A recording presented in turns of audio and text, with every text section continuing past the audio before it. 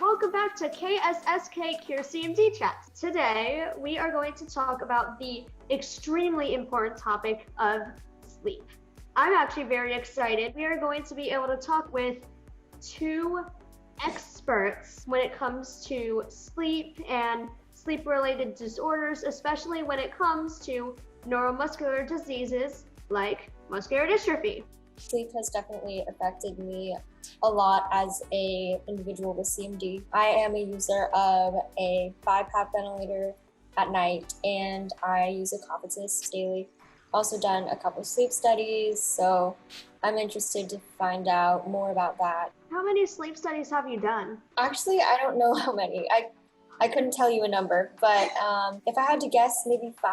I've only done like either 2 or 3. One was to like diagnose me, and then the other was to figure out the settings on my first 5-PAP. Right. So, are you excited, Sophie?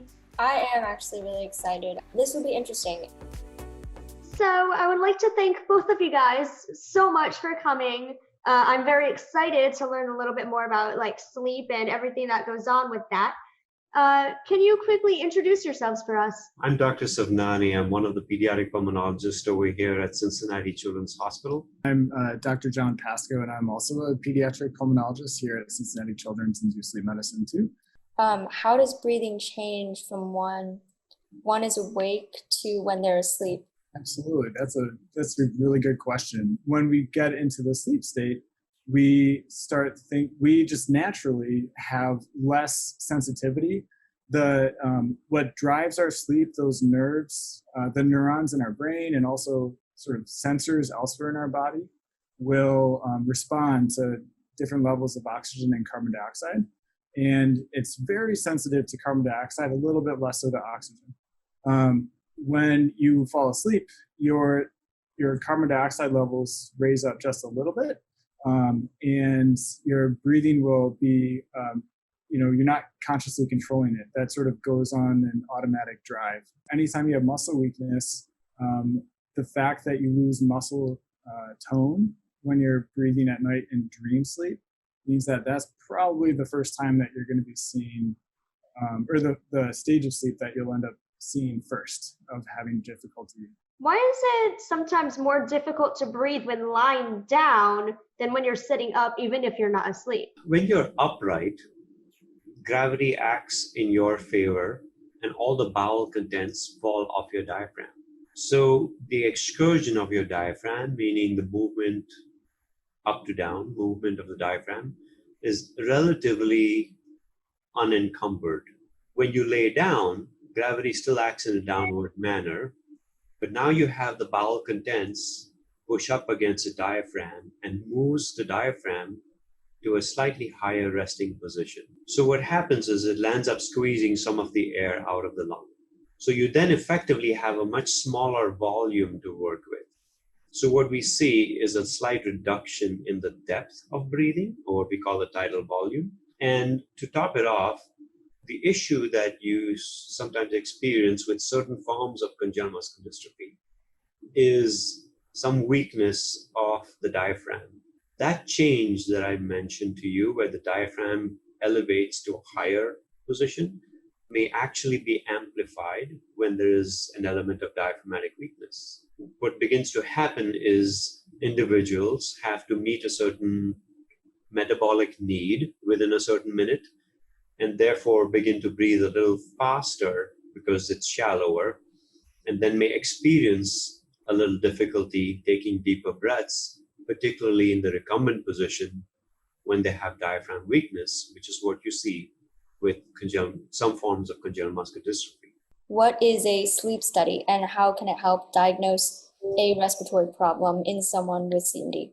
So as far as a sleep study goes, there are lots of electrodes that are all over the place, but actually they all plug into one outlet. Kids do sleep really well for this. So where they are specifically is there's electrodes on the head, and there's some electrodes that will be placed on the eyes, a little bit off kilter from one another.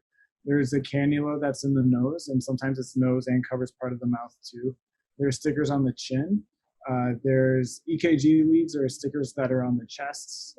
There are belts on the chest and the abdomen too. and then some stickers on the legs. Importantly, too, there's going to be end-tidal carbon dioxide monitoring. That's part of the monitoring of the nose. And then in addition to having a pulse ox and watching the oxygen levels, there's something called a transcutaneous CO2 monitor, which is basically makes you part of your body glow, and it just helps to look at what carbon dioxide levels are just based out of the signal that comes from your skin and that light. So those in the CO2 levels are paramount. That really is sort of the only way that we can accurately assess the breathing overnight, and looking at what sleep stages the disturbances in breathing might be happening in. Really the best thing to try to catch sleep disorder breathing early is by getting that sleep study in lab, we call it. I had a lot of not a lot, but I've had a good amount of sleep studies. I used to not really know what they were for, right? Yeah. So I got the stickers, and I thought that they might be able to read my mind. Don't worry, we couldn't see your dreams or anything like that. Yeah. We couldn't read your mind. Sophie, did you sleep okay for those sleep studies? Yeah, it was okay. Right? Yeah. So it's a lot of stickers everywhere, but it's actually, you get good sleep. What is hypoventilation, and why does it happen more in people who have CMD than people who really don't? So with hypoventilation, so anytime you hear that word ventilation, when to a physician or really anyone in the medical field, ventilation refers to your carbon dioxide level. And hypo means low ventilation, basically, meaning your carbon dioxide level might go high, okay?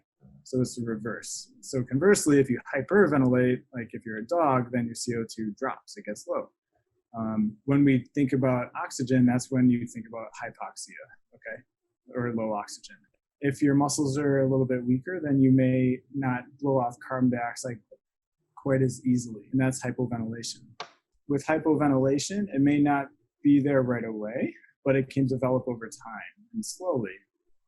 And so it may show first at nighttime when you're sleeping. And we generally think of a CO2 level of more than 45 to be considered hypoventilating during really any time, especially during the day.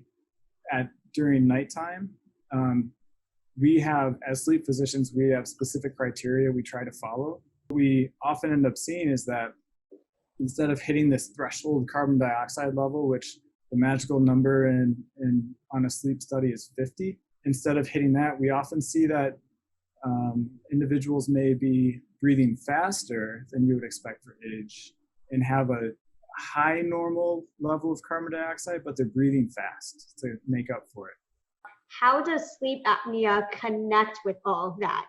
So sleep apnea is one form of what we call sleep disordered breathing. So sleep disordered breathing is an umbrella term that says you have a disorder in your breathing during sleep, very simply put. So sleep apnea, when it occurs, it can be either partial or complete collapse of your airway during sleep. And that's the term sleep apnea. Or they could be simply maintenance of patency, but your muscles to breathe just don't do their job. So you may have a patent airway and there is no impetus to breathe and hence no airflow. So we typically call that central sleep apnea because the drive to breathe is not there. There is mixed apnea, which is a combination of both. But what's unique to neuromuscular diseases in general is that there may be drive to breathe, or maybe even an elevated drive to breathe, but the muscle doesn't respond to that drive to breathe effectively because you may deal with a myopathy or a neuropathy, meaning a disorder of the muscle or the nerves. And so the finding on the sleep study may look like a central apnea or obstructive apnea or mixed apnea. And so at least for the field, we really advocate that it's important to understand know the diagnosis in order to interpret the study. If this was a child who had large tonsils and adenoids, then they may not look very different than someone who has severe muscle weakness of the upper airway, like the back of the throat. but the recommendations would be completely different. The child who has large tonsils and adenoids would probably get this fixed once they got those tonsils and adenoids taken out. But the child who has severe weakness of the muscles of the back of the throat may actually just need BiPAP or ventilator support, for that matter, in order to maintain normal breathing. As it relates to congenital muscular dystrophy, we don't see that severe of sleep apnea. What we do see is a combination of a very tight chest that does not want to move and a weaker diaphragm. And the combination leads to an elevation of carbon dioxide levels and a lower oxygen level. And that's what we call gas exchange abnormalities. That's the part that we need to correct in congenital muscular dystrophy.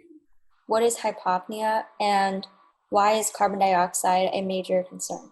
When you have a hypopnea, it generally means a reduction in the depth of breathing. It could either stem from a reduction of the airway caliber at the back of the throat or mouth, or it could be just there's reduced effort to breathe, and therefore your breathing in sleep is not as deep. And we see that very classically with muscle weakness. Initially, it presents mostly during dream sleep. As John mentioned, we tend to lose our muscle tone during dream sleep. So these phenomena get more amplified when you have underlying muscle weakness. And then you start seeing it in non-dream sleep as well. You do two things when you breathe. You breathe in, you oxygenate. And when you breathe out, you ventilate. You get rid of the stale air. The body functions optimally when certain gases in blood are within a normal range. And our breathing is largely governed by the carbon dioxide level in blood, not so much the oxygen. And it's what we call a buffer in blood. Having normal carbon dioxide levels even during sleep, allows for sleep to be very well, what we call consolidated. Otherwise, the body is going to tell you, hey, wake up, you need to take a deeper breath. Hey, wake up, you need to take a deeper breath. And the whole idea being getting rid of the stale air so that your carbon dioxide levels remain within a certain acceptable range for the body. The other important element that drives some of this is not only the airway issue, but it's the fact that in congenital muscular dystrophy, the chest wall gets really stiff, right? And if it is stiff, it's going to be harder to move. And if it's hard to move while awake, it's going to be even harder to move while you're asleep. And that's the reason why the breathing gets shallower and faster. So we see the combination of hypopneas as well as a higher breathing rate during sleep in order to maintain the carbon dioxide level at an optimal level. So it's an indicator that the body is trying to compensate for a certain degree of stress that it is being exposed. What are some of the important signs that someone is beginning to experience sleep disordered breathing? Basically, just give us a list of what we can look for before we, either before we go into the doctor's office or even after. Absolutely. We'll try to give you a little shopping list here, a laundry list here. So for the signs of sleep disordered breathing, so kids may snore.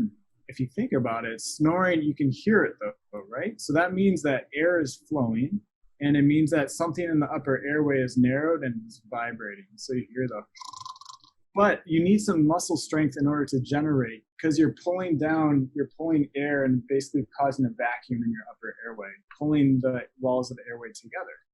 And so if you don't have the muscle strength to generate that pressure, then you might actually not hear a snore. So just because, a parent may not be hearing snoring in their child doesn't mean that they're not necessarily having sleep disordered breathing. You might see pauses in breathing, sort of breath holding. You may often, it's not infrequent that we hear kids say that they're waking up a lot at nighttime, the fragmented sleep that Dr. Sawnani was referencing. And that's going to be sort of fluctuations in the oxygen and more so the carbon dioxide levels that may pop someone awake. The other thing that can be a telltale sign is the first thing in the morning when you wake up, if you have a headache, that can actually be caused by carbon dioxide levels being higher. And then often, it's not infrequent, it might be the headache is there right when you wake up, but as you wake up, your wakefulness drive, that's what it's actually called, you can sort of play catch up. You can blow off some of that carbon dioxide. The headache might go away, actually. And then the other thing is just in kids, they don't necessarily have as much excessive sleepiness during the day as a manifestation of bad sleep at night. It actually is more often that we see behavior problems, like mood problems, and which is not to their fault, right? If you're not sleeping well at night, you're not going to be in a great mood and at your top performance during the day. And the other added bit of that too, in terms of the congenital muscular dystrophy, or even any patients with muscle weakness, is that if you're not supporting breathing at nighttime, your bodies are working overtime to try to maintain your oxygen and carbon dioxide level. But in terms of weight gain, if there's any difficulty with weight gain and calories just having to be increased and increased and increased, it may actually be that a lot of calories are being burned at nighttime because an individual's not getting really good restful sleep because they're trying to breathe and keep blowing off their carbon dioxide and use oxygen. So those are some signs to look for. The big thing I would say is that fragmented sleep and that daytime headache is something to really pay attention to. About all these symptoms in general, can we just wait until we start experiencing them to know that it's time to visit the pulmonologist? Our goal is for you to never experience these symptoms. We always advocate for aggressive, sort of preemptive evaluations. And very often, in fact, in our clinic, families will ask us what symptoms or signs should we be looking for in our children. And we tell them, don't look for anything because we're likely to pick them up earlier just by virtue of how aggressively we study our children at our center. But waiting for symptoms, let's think about this for a second. Let's say you have morning headaches and you're waking up tired. Now, for that to have happened, the chest had to get tight enough, your sleep had to get disrupted enough, weakness had to progress to that point to manifest all of these things. And these things don't happen overnight. They creep up on you after months of progression. So by the time someone waits for symptoms to get this diagnosed and then treated and addressed, often 8 to 12 months will go by before we institute these therapies, when they could have been instituted that much earlier and saved the individual from having to deal with the moodiness, the mental clouding, the fatigue, the tiredness for that duration of time. So no, it's not good to wait for these symptoms. How can we ensure that there is no respiratory failure during sleep?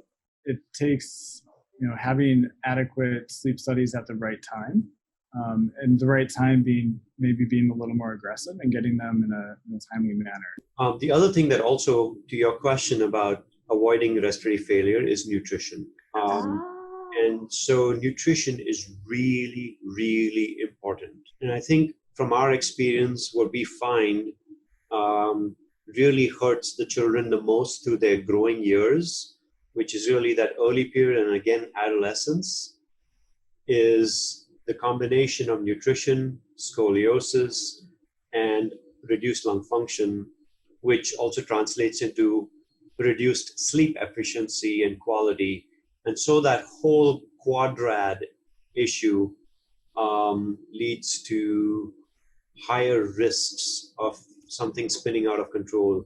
And so we have to look at all of these globally at every visit all the time.